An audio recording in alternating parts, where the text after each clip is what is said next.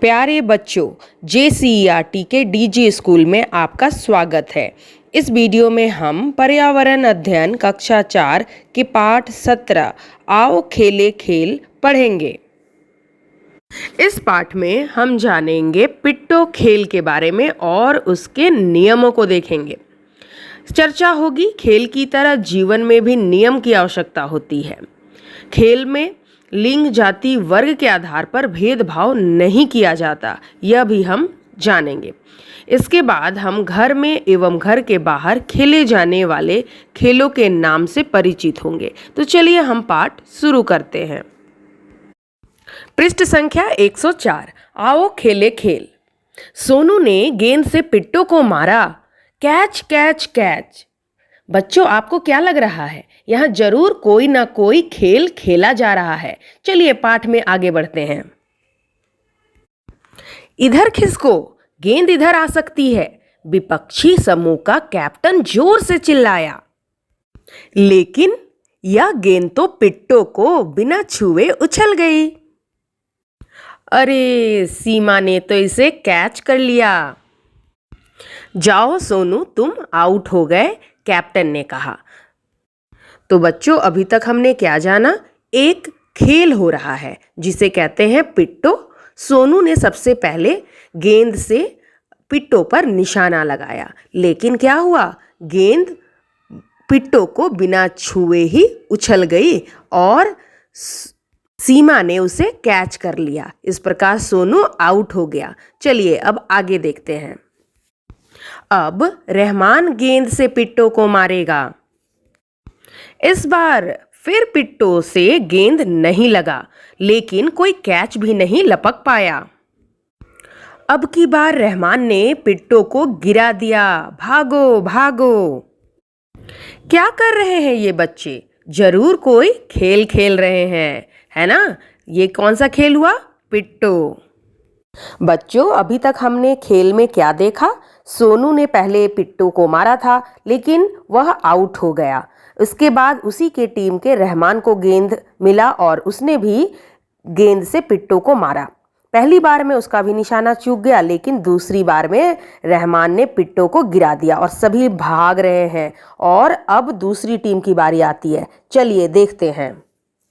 दूसरी टीम के जो लोग हैं, जो बच्चे हैं, वे पहले टीम के बच्चों को पिट्टो को सजाने नहीं दे रहे हैं। सूरज ने गेंद पकड़ा और रहमान को गेंद फेंक कर मारा।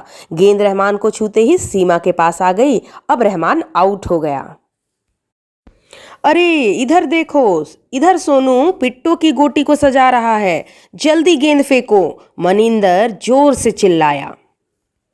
सोनू जल्दी से भाग गया। तब तक जॉन ने पिट्टो की सभी गोटी सजाकर पिट्टो पूरा कर दिया। इस तरह सोनू की टीम जीत गई। कौन सी टीम जीत गई बच्चों? सोनू की टीम, क्योंकि उन्होंने सारी गोटियां सजा ली।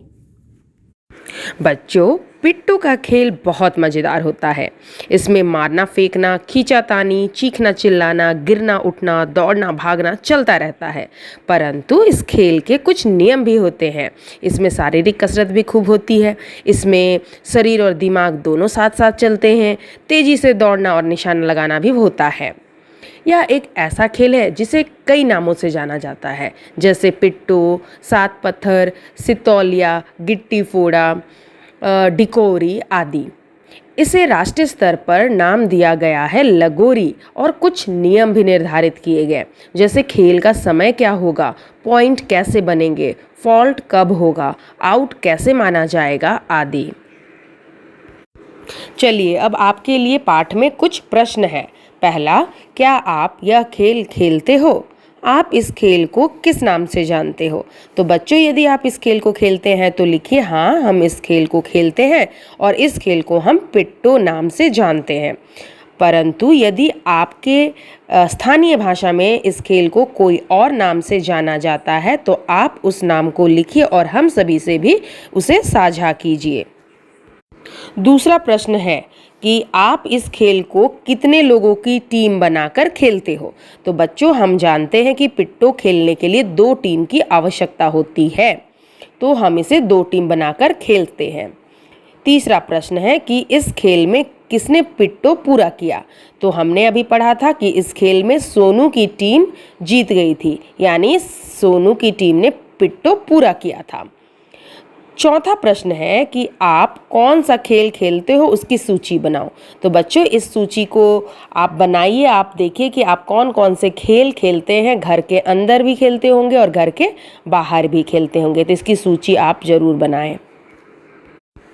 बच्चों खेल की तरह जीवन में भी नियम बनाए जाते हैं और जो नियम का पालन करते हैं उनके काम सुचारू रूप से होते हैं और उनका जीवन बहुत ही सुंदर बन जाता है। चलिए कुछ ऐसे ही नियम को देखते हैं। यदि हम उसे अपनी दिनचर्या में शामिल करें तो हमारा काम बहुत ही अच्छे ढंग से हो सकता है। पहला, योगा और कसरत का नियम। हम अपनी दिनचर्या में योगा और कसरत को शामिल करें जिससे हम स्वस्थ रह सकें। समय पर संतुलित भोजन का नियम। समय पर भोजन करना चाहिए, भोजन हमारा संतुलित होना चाहिए, इससे भी हम स्वस्थ रहेंगे। दूसरा, खेल और पढ़ाई का नियम। खेल के साथ साथ हमारे पढ़ाई का भी नियम होना चाहिए।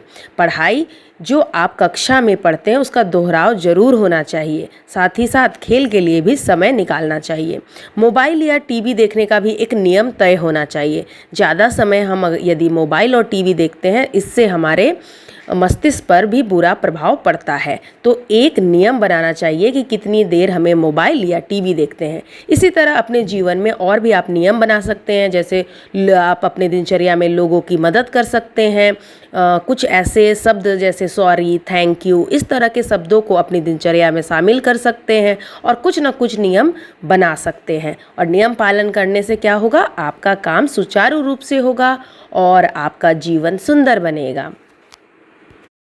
आइए अब कुछ और प्रश्नों को देखते हैं। इस प्रश्न का उत्तर प्राप्त करने के लिए आपको पहले पिट्टो का खेल खेलना होगा।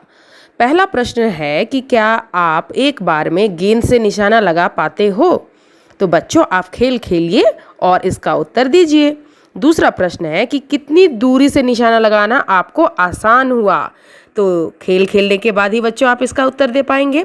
और एक और प्रश्न है आपके लिए कि जब आप पिट्टो खेल खेले तो उसके नियम को ध्यान से देखिए और फिर इसे अपनी कॉपी में नोट डाउन कीजिए कि इस खेल के कौन कौन से नियम आपने देखे। बच्चों खिलाड़ियों के साथ लिंग के आधार पर, जाति और वर्ग के आधार पर भेदभाव नहीं होना चाहिए।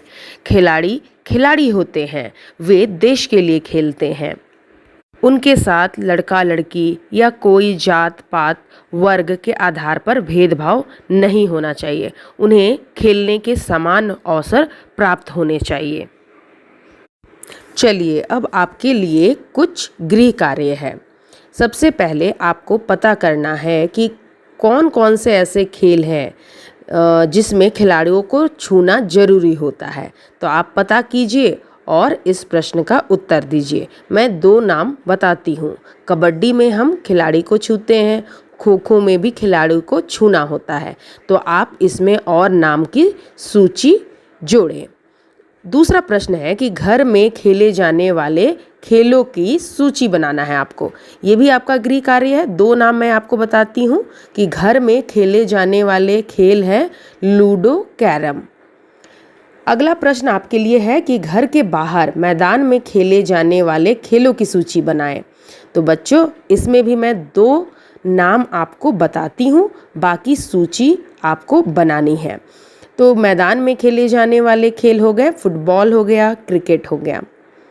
अगला प्रश्न है कि आपके विद्यालय में कौन कौन से खेल खेले जाते हैं और कौन कौन सी खेल सामग्रियां उपलब्ध हैं, इसकी सूची आपको बनानी है। तो बच्चों आप पता कीजिए कि आपके विद्यालय में कौन कौन से खेल खेले जाते हैं और कौन कौन से खेल सामग्री उपलब्ध है। बच्चों एक और प्रश्न है आपके लिए। अपने माता पिता से पता करें कि वह कौन कौन से खेल खेलते थे। तो उनके समय के खेल और अब के खेल में क्या अंतर है, यह भी आप देख पाएंगे। इस प्रकार बच्चों इस पाठ में हमने पिट्टो खेल के बारे में जाना। इस खेल को कैसे खेला जाता है यह हमने सीखा।